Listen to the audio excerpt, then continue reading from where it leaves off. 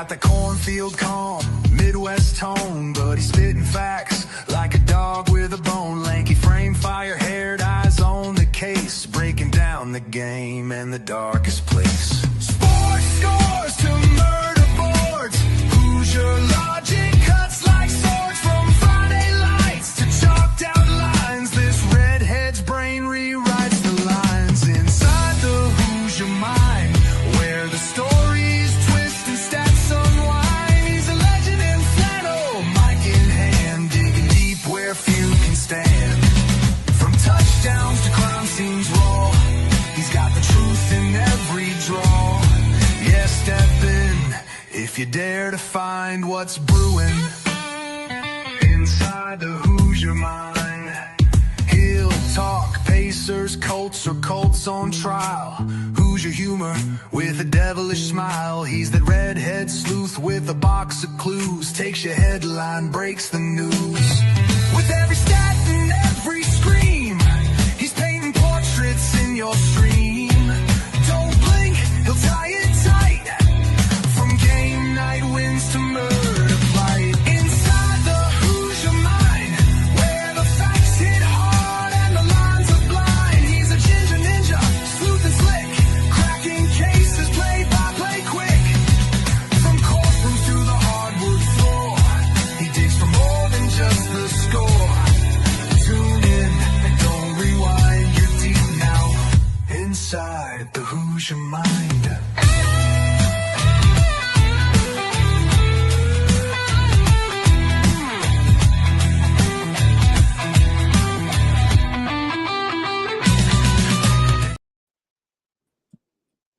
All right, welcome in everyone to Inside the Hoosier Mind, brought to you by Military Broadcast Radio, helping give veterans a voice. Back with the Shy Kid, who is back from his expediture in the great Big Apple of New York City. Mike, buddy, glad to have you back. Glad that you came back in one piece and you got to see the Big Apple. What'd you think? Honestly, bro, it was a solid 8.8 out of 10. I would give New 8.8? York City a solid rating. I will say the Dreams Hyatt Hotel can suck a fat one because they were terrible. No trash can, no fridge, no table in the hotel room, and they stole my towel that I brought from home. So, They stole a towel. to the Dreams, I hope you never dream again Ooh. because you are terrible. But everything else, man, was super dope. I definitely think the 9/11 memorial and the museum was just like, I don't even like, I haven't really like fully processed that one, where it's like the words that you're looking for, there just aren't any. And it's for the first time. The best way I could put it is I have been talking since I was born. You know, I'm always yapping, but when you go there, man, it's like you can hear a pin drop. You don't have a single thought, and you're just seeing it, and it's like it's a beautiful tribute in the museum, and I think they really pay homage to it very well. To everybody who passed away, I thought it was really cool how like they have a room where you can see every single victim, their picture, and you can look up on like a computer who they were, what they did, what their job was, who their family was, what some of their friends thought of them. I thought it was really like interesting. Yeah, And yeah, it was cool. Statue of Liberty was cool too. I was gonna say, I know when I went there, of course it's been like 10 years since I've been there. They had like one of the fire trucks that had originally like responded, and Yeah, they like still do. retired there. Squad 3. Squad 3. Yep. Yep. Yeah. It's very like humbling because for a lot of people, especially like your and I's age, probably more me because I was about 6 when September 11th happened. It's one of those like I never really grew up like seeing like the World Trade Center and whatnot until the day that it happened, and I saw it all over the news and whatnot. And then you see like where all that spot used to be, and then you see all the photos that correlate with it. And then, like you said, when you go into the museum and you're able to put everything together, it's kind of like breathtaking, honestly, of like this is where all of this happened, just right here on home soil. It's humbling, in all honesty. Yeah, it was nuts. On a lighter note, we do got to ask, because you are a representative of Chicago, of the Windy City, which is better, deep dish or New York style? Deep dish is ass. No one comes to Oh, like. I'll tell you, deep dish is terrible. I do not eat deep dish. I don't think anybody that's from Chicago does eat deep dish. So it's always tavern style. It'll always be tavern style. But I'll tell you what. I went to Joe's Pizza. You've seen us on Spider Man. hmm Was on the front door, which was hmm really cool. And I walked in there and I said it's pizza time. And I thought that and some people laughed, others didn't. right. But I thought it was pretty solid, man. It definitely, I'm gonna be honest, it definitely wasn't anything to write home to ma about. hmm The bagels, the breakfasts were the best bagels I've ever had in my life. I will say that. Yep. Um, Can't beat a New Liberty, York. yeah. Liberty Bagels, a couple other places as well were just incredible. Um, and then I will tell you this: the hot dogs, the worst. The worst hot dog I've ever had in my life. Nathan's Hot Dogs, corner of Times Square. Number one hot dog in the world is a sign on his fucking thing, and it needs to be removed immediately.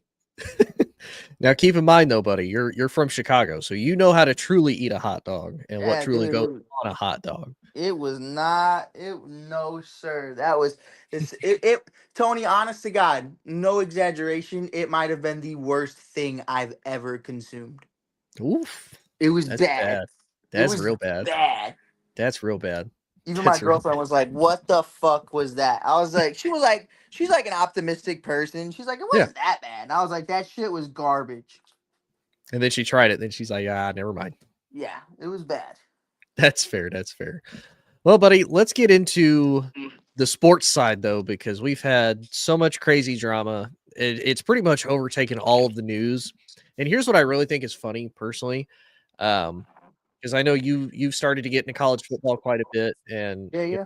know, with between Randy, Frankie, and I, you know, you've definitely picked up and been rocking with the Vols and the Tigers and pretty much just football as a whole.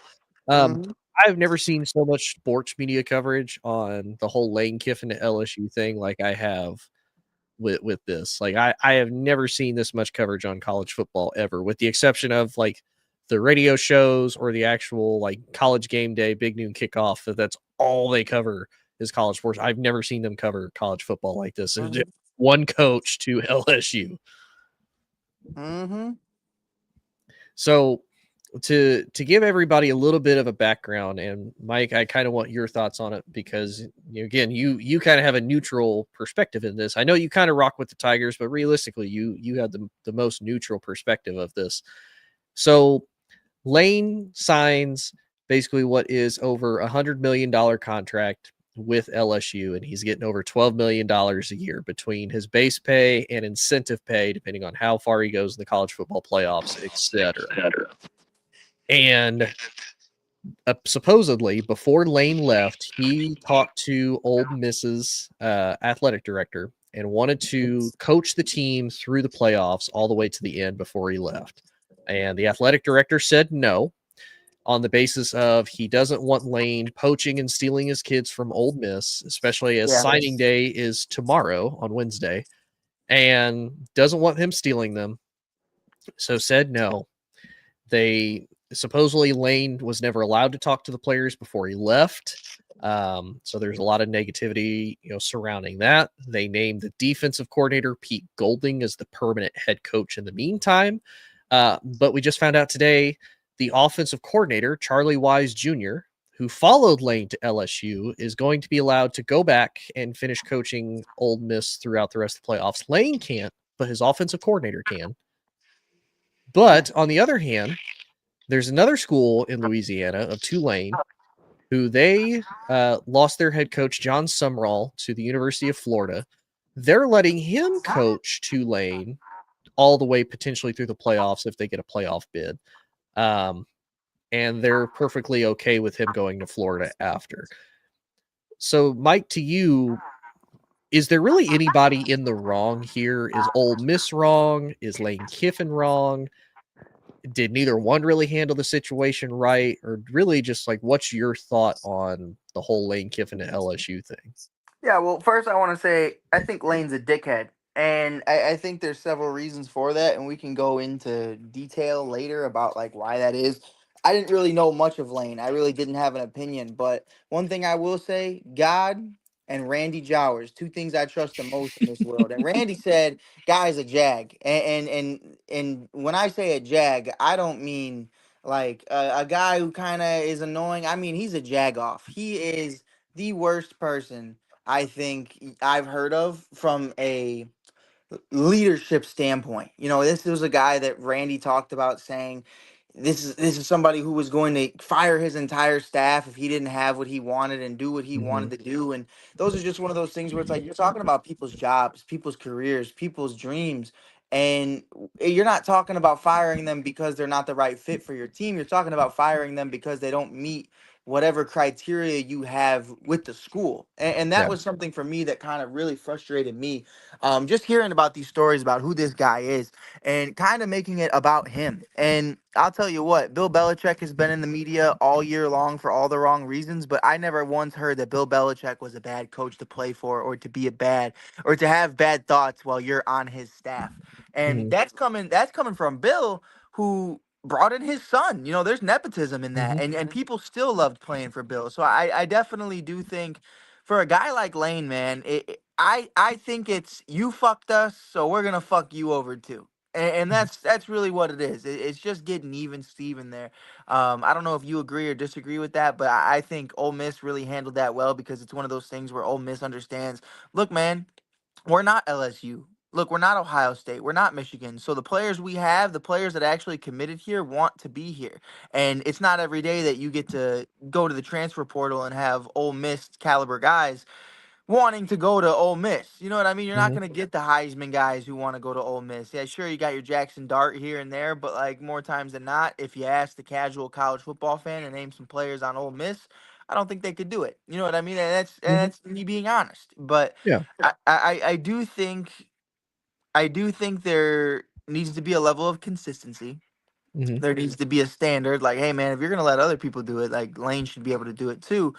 But there's always a story. You know what I mean? Where there's smoke, there's Mm-hmm. fire. And I think with Lane, man, they were just like, whatever. Like, it's a bad breakup. It was ugly. So that's Yeah. kind of where I'm at with it.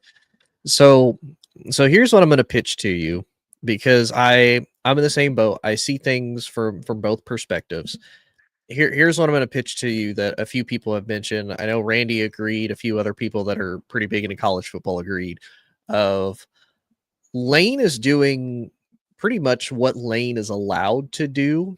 And what I mean by that is, you mentioned the transfer portal, and we've seen guys, look at Dion. Dion got, ruthlessly slaughtered in the media about all the transfer portal guys that he's brought in over the last couple of years and whatnot. And for Lane and coaches, they pretty much have the same opportunity that a lot of these students and kids do when it comes to just being able to get up and leave and go where you want to go and realistically follow the money, which is what Lane is doing. Lane has been technically appointed as a transfer portal king because he's great at getting guys in. He's great at getting them the money. He's great at, just being the person that players obviously gravitate to towards an extent. Now, like you said, there was potentially some issues with, hey, if you're not on the plane with me to go to Baton Rouge, then you're not going to have a spot on my staff type of thing. And I do agree. I think for them, it's not just about the money. It's okay. Well, we're coaching at this school with the guys that we've brought here. We've had the most successful season in Ole Miss history this year, going 11-1 with these guys. And I'll be honest, with all of the talent that they lost last year to the NFL, I thought Ole Miss was going to take several steps back and kind of be a 6-6, maybe 7-5, just above 500 type of team. And here they Yeah. are sitting at 11-1. So I'll give them that. Realistically, for Lane, and this is one of the questions I wanted to bring up to you to get your thoughts on, because you are a big NFL guy.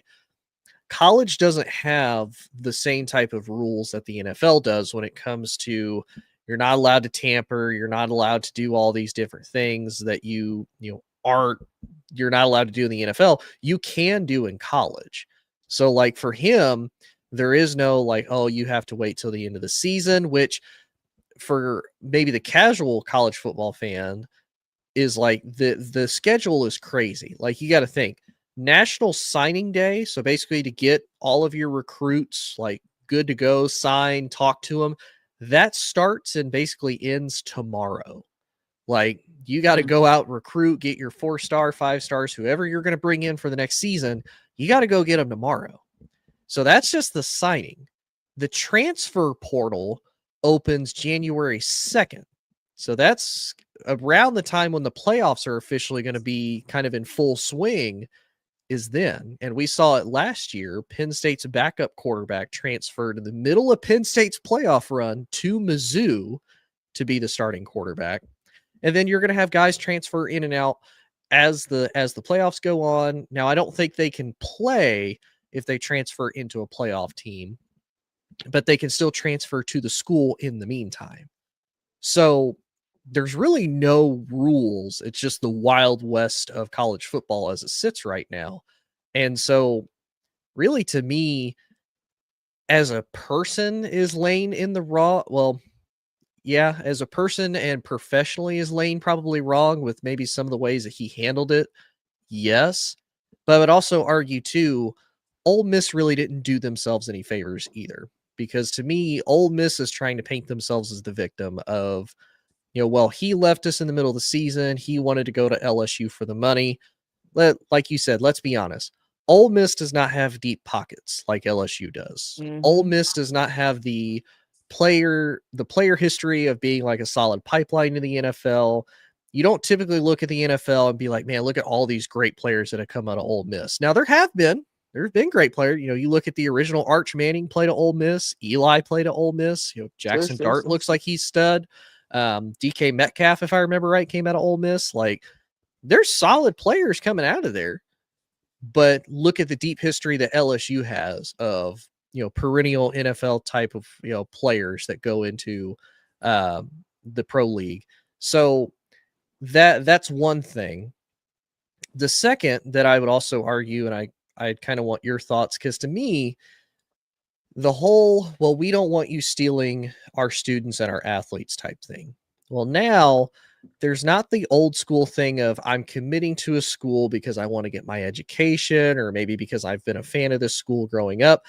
Like, that deep devotion isn't there as much. There's a little bit more fluidity to that. And it's, how am I going to set myself up for the future? Am I going to potentially have a future in the NFL or not?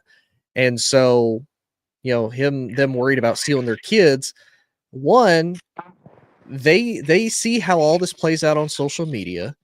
If, say, you are the type of kid that, well, I signed up to play with Lane Kiffin, you're going to leave Ole Miss whether he still coaches there or not. Yeah. So, like, I get it. And one person did make the argument that while you could let Lane coach and he's going to be looking for the team's success in the short term, like I would be willing to bet he would still try to get them contending to win a national title. He's not going to be looking at the long-term success of like, okay, well, I need to make sure I can get these guys to sign up for Ole Miss. Maybe he does have more allegiance to LSU, which again, I get both sides, but that to me is kind of my thought. Like, do you think there should be a set dead time of like, nope, you can do it 24 hours after the national championship is over? You can start talking to coaches. You can, the transfer portal opens, and then you can start talking to guys. If you don't, then it's tampering, and then you can get sanctioned, et cetera, et cetera. But I just want your thoughts on the whole situation, since I've been like yapping about that the whole time.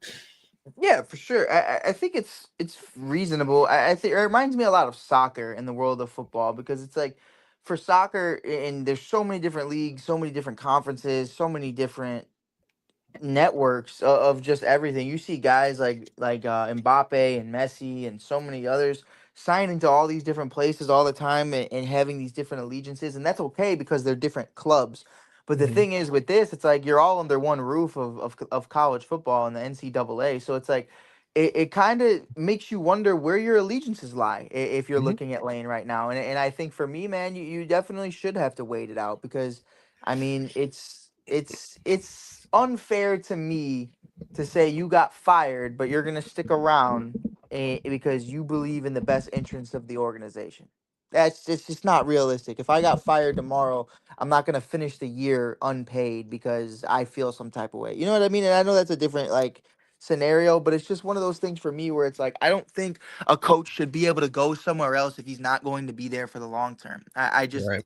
I just don't see it, man. And you can't tell me that there isn't tampering going on. You know what I Oh mean? yeah. You can't in Hmm. some capacity.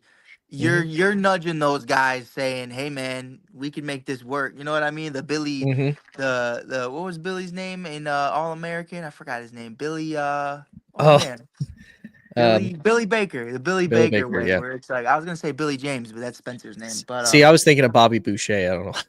oh, that's a whole different. That's a I whole know it's a whole different. different movie. Saw a kid at school today wearing a Bobby Boucher jersey. I thought that was cool. That's awesome. Um, yeah, I don't think he knows who that is, but I'll take it. I was Probably like, that's probably cool. not. Yeah, but yeah, man, I don't know. I just think it's wrong. I don't think it makes a lot of sense, to be honest. I think it's very very weird, honestly. Yeah. Well, and on the other hand, do you think that Florida and Tulane are doing it correctly? Because Tulane is like, look, you've done great for us. We're potentially going to get a playoff bid. If we do, you can still coach. If not, best of wishes. Best of luck to you. You're going to hopefully be great at Florida. Like it's weird because now we've seen the polar opposite of the spectrum, and maybe it's more because you know you've got Ole Miss and LSU. They're both in the SEC. They're Yeah. bitter rivals. The Magnolia Bowl is always a pretty big rivalry as far as college football goes and whatnot. And then on the other hand, you've got Florida and Tulane, who not a rivalry, group of six school, Power Four. Tulane's really not going to be too worried about that. Yeah. Daisy, appreciate the sub and the like. Hopefully you like the content too, but definitely appreciate the sub and the like nonetheless. Though I definitely appreciate that. Mm-hmm. But anyway, buddy, what's your thoughts with how Florida and Tulane has Yeah, handled my this? bad. I don't know, man. I just I don't know. I really don't, and it's because I don't know, and I hate to say I don't know because obviously like we can't make content off of that. We can't have a discussion off of that. There's nowhere to really go, but it's just like I'm so new to that level of the game. Like you guys have gotten me so invested in the college football, and I'm really into it. But I'm Hmm. still learning like how all that shit works. Like it's really confusing to me, especially like when you talk about the transfer portal in 2025. Like I felt like I did understand it a couple years ago, and Hmm. now I'm kind of like, what with the NIL stuff? I'm like, damn. So like, okay, so we really don't care about the school. We just want the money. And then it's like for other guys, they just care about the school, but they also need to get the money. And it's Yeah. just like it's such an interesting thing, bro. Where it's like I really just don't know how to feel about it. I think the schools are having a hard time really adjusting and not really understanding like. Man, like what are we going to do? What are we supposed to do? And that for me is like just one of those things you have a really hard time with. I don't know. It's hard. I think a lot of it is this was so delayed for so long as far as paying players, as far as getting ahead of this, and now what's happened is realistically college football has gone pro. Like Yeah. it all but mirrors the NFL as far as how it does things. The transfer portal is a mess because it's essentially free agency for the NFL, and you know that part. But what's weird is the doors that open and shut with the transfer portal. So like Mhm. they have two times the transfer portal opens, at least for football, if I remember correctly. They have a time in the winter when it opens and you can transfer, and it's for I think like 30 or 60 days you can transfer. Um, and then it opens again after the springtime. So like just shortly after it shuts, it opens again and you can transfer out and you can leave. The other kind of buy clause in that is so like how Chip Kelly left UCLA a couple years ago and went to Ohio State to become the offensive coordinator.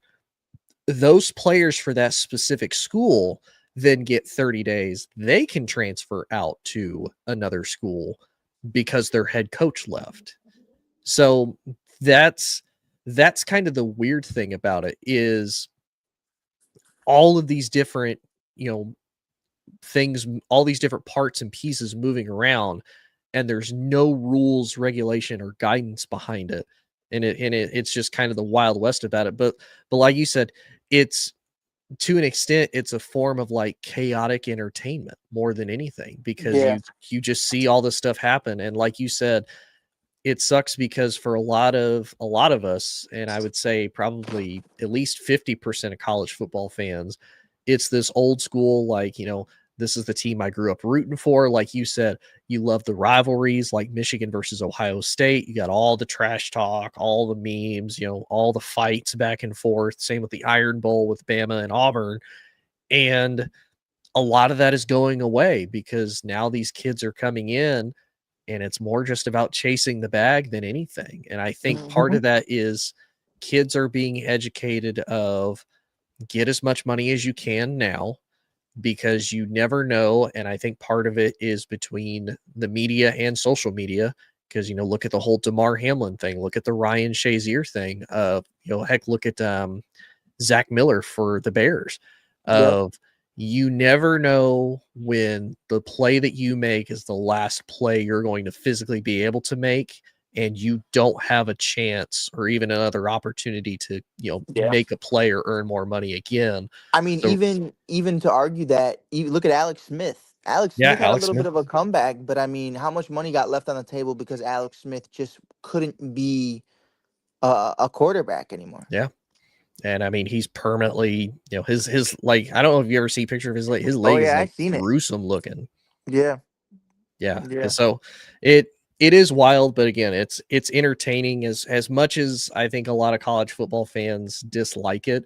It is entertainment at the end of the day. I just do wish that, and I don't think the NCAA should do it, and they probably never will.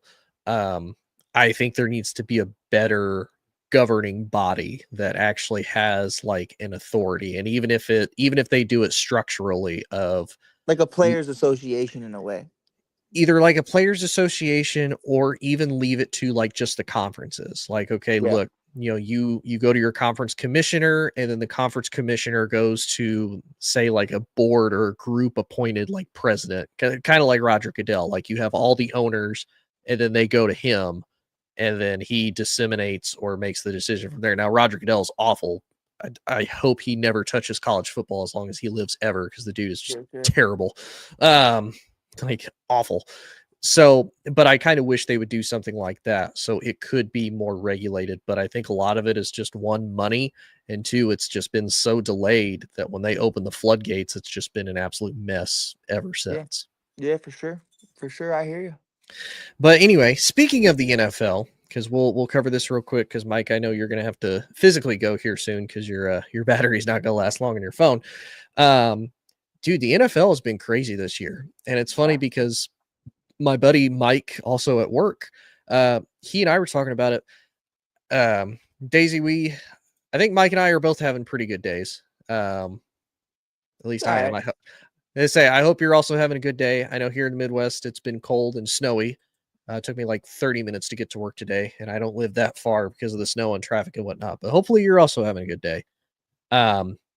Mike, I'll be honest, watching the NFL right now, even though I love that the Bears are 9-3, I don't really look at any team like, man, that's the Super Bowl favorite. Like, that's the team that is like, oh man, nobody wants to face them. Like, Buffalo has kind of pooped the bed against, they pooped the bed against Miami. Then they beat the dog crap out of Aaron Rodgers in Pittsburgh and let them only, put up 3 points, which is hard to do because Aaron Rodgers is old, but still, he's doing that. The Chiefs look awful. Philly seems like they're having a midseason meltdown. AJ Brown, shout out AJ Brown, finally got his numbers, but lost the game. So I hope it comes to the cause. That was brought up as I was listening on the radio on the way home from work, of how is it you have a Super Bowl winning team gets their star wide receiver the ball more and they lose, but if they don't, they win. Like, how does that? Everything you need to know. Yeah, boy does it. Boy does it. Well, even then, Saquon's not even having that good of a year, honestly. Madden cover curse. I mean, it is what it is at that point. You know what I mean? That's just. I'll tell you what. If I have a star player on the cover of Madden, you are traded immediately. I'm getting what I can get. Right, because you're about to have a bad season. It's about to be over. Career might end. Who knows? And then on the other end, you've got teams like Dallas, who have unlocked George Pickens in probably the best way we've ever seen George Pickens unlocked on top of CeeDee Lamb. And Dak is, for whatever reason, not playing like Dak, which is amazing. The time I stopped being a Cowboys fan is when they decide to finally do that. Not getting my hopes up for a Super Bowl run, though. The time I trade George Pickens is the time he decides to start doing that. Traded him for, I don't even know what I traded him for. Oh, in fantasy? Yeah. Yep, that sounds about right. And then on the other end, you got the Panthers of all teams. Panthers will get dog walked by the Patriots, but then they see someone like Green Bay in Green Bay, and they're like, you know what? We're gonna ruin that day today. You're not about to take this dub. Man. And Shout out to the Panthers. They beat Matt Stafford too. Matt Stafford had like 27 touchdowns to 2 picks before he faced Carolina. He threw like 3 picks and then lost the game too. Good. Now the Bears are number 1 seed. Shout out Bryce Young. That trade continues to show that it was the greatest trade in NFL history. It is. It is. So like, I guess the best question, buddy, for this, because I'll be honest, I really don't even know what to ask with it. Like, are we kind of surprised that there's really no like true favorite this year? Like last year, you could kind of tell it was going to be between Chiefs and Philly again. Like it just had to be there. But now it's like, don't really know. This feels great, man. I mean, honestly, it feels like old school NFL, kind of understanding. There were a couple years where we felt like this when the Patriots were kind of retooling and a couple they won a few championships and then they kind of had that dry spell for a little bit before Tom got a couple more off. Yeah, I think for me and Robert Kraft as well got a couple more off, but that's a different conversation. But I think you got a massage too, buddy. Hey, I didn't say nothing. Legally, I didn't say nothing. I just said what I said. However you take it. Hey, do you want to take a trip to Cleveland then, if that's the case? Hey, man, tell you what, keep me. Can I say something really quick? Because I'm gonna make this a clip later on, but I think it's really important. Jerry Jeudy, shut your whore mouth, sir. I don't know where Jerry Jeudy got off talking crazy to Shador Sanders that way on the sideline. First of all, the motherfucker's in triple coverage. Shador Sanders did the right thing by not throwing that ball. If Shador Sanders would have thrown that ball, I think there's a good conversation to be benched. That was a hospital ball. That was a suicide ball. If you've ever played the game of football, you know what a hospital ball is, especially if you're a receiver. You know the second that ball comes in your vicinity, it's over. The light's going off. You're about to hear the monitor of your heartbeat on the machine going boop, boop, boop. Jerry Jeudy, you could suck a fat one. You are the dickhead of the week.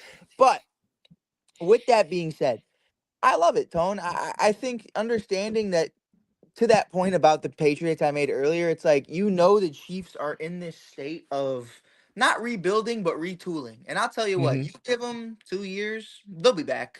I know they'll be back. They'll be back. Andy Reid, Travis Kelce will likely be gone, but you got Rashid Rice and Patrick Mahomes and the rest of the boys.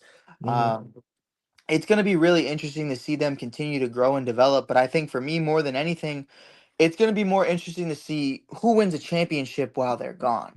And that's the legacy of the Chiefs. And you know me, I'm not a Patrick Mahomes guy, but I do think there's something to be said when you talk about Michael Jordan, when you talk about teams like the Yankees or currently the Los Angeles Dodgers or a bunch of other organizations such as the Pats or the Chiefs. They are dominant. They're dominant. They're going to win every year. And your favorite player might end up ringless because of that. There are so many NBA fans who never got to see their prime favorite players, Charles Barkley, Ewing, or the list goes on, Reggie Jackson, who just never won a championship because of Michael Jordan. Michael Jordan retired for a couple years. Okay, here comes Hakeem.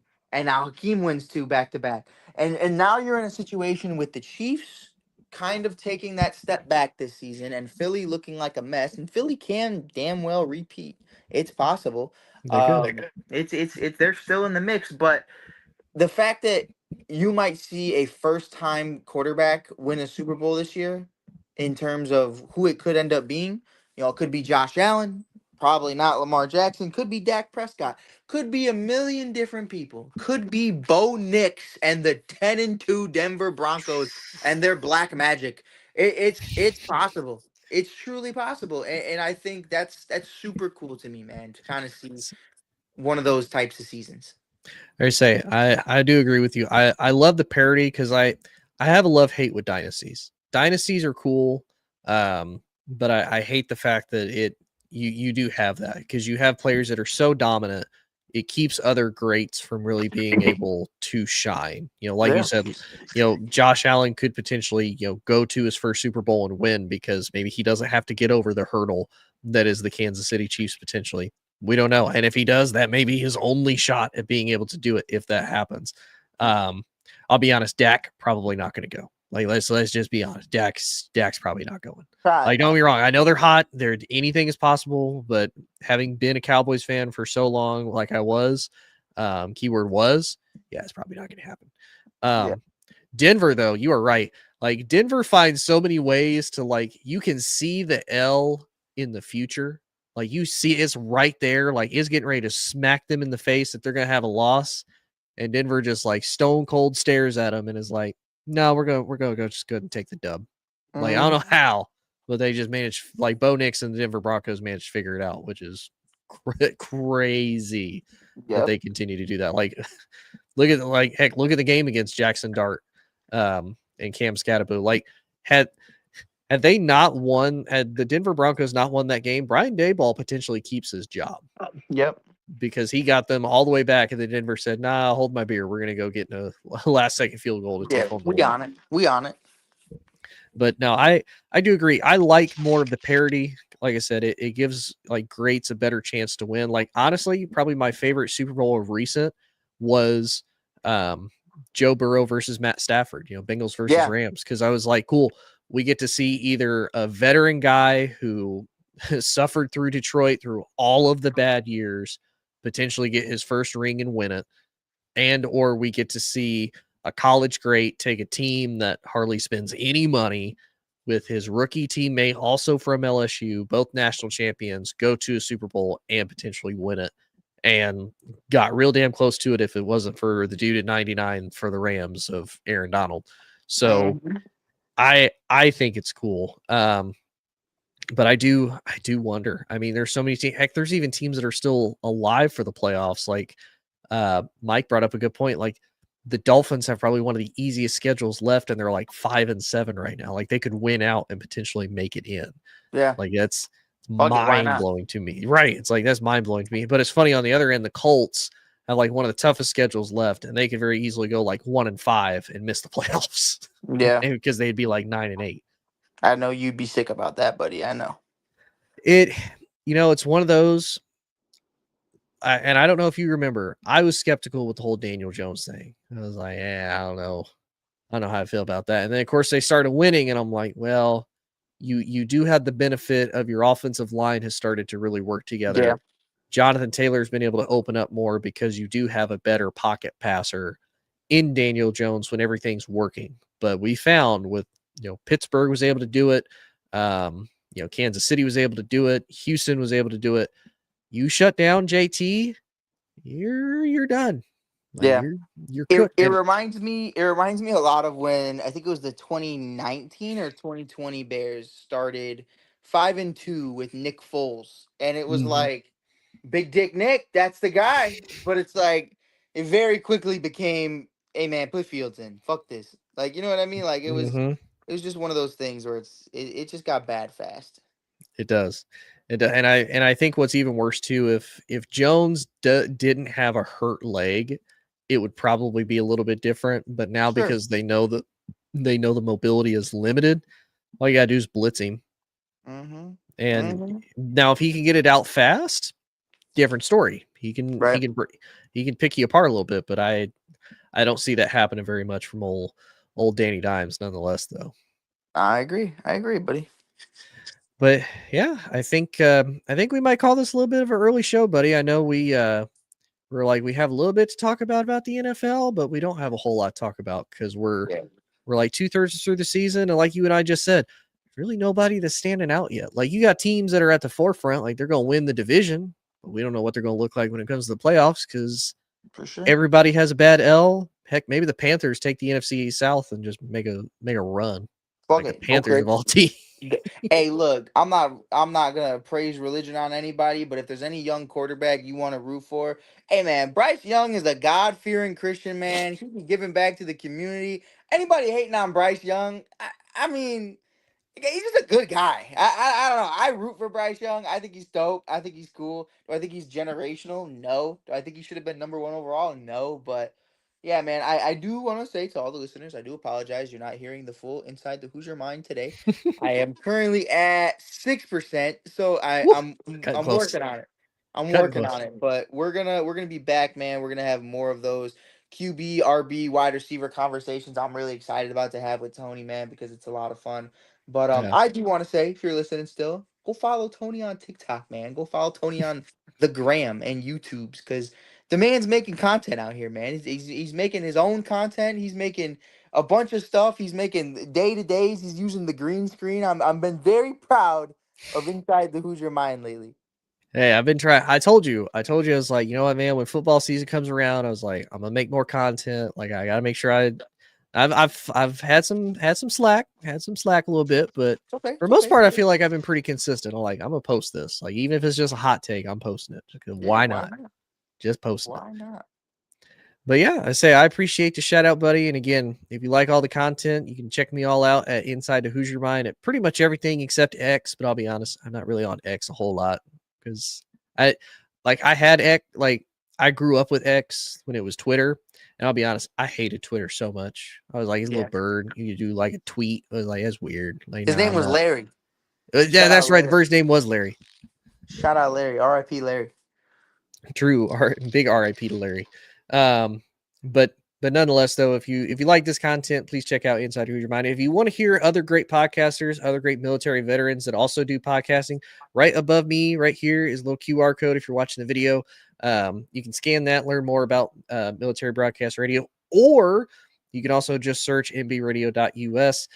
Take you to their website. It'll give all the shows, all the veteran hosts and whatnot, or it can even get you in contact. If you're a veteran and you're like, man, these guys just talk about just sports and just going to New York and how their wieners just suck. Like, yeah, like I can talk about that. I can talk about that way better than these guys. And in fairness, it's New York's wieners that suck, not ours. But exactly, hey, different type of wieners. Different Different types.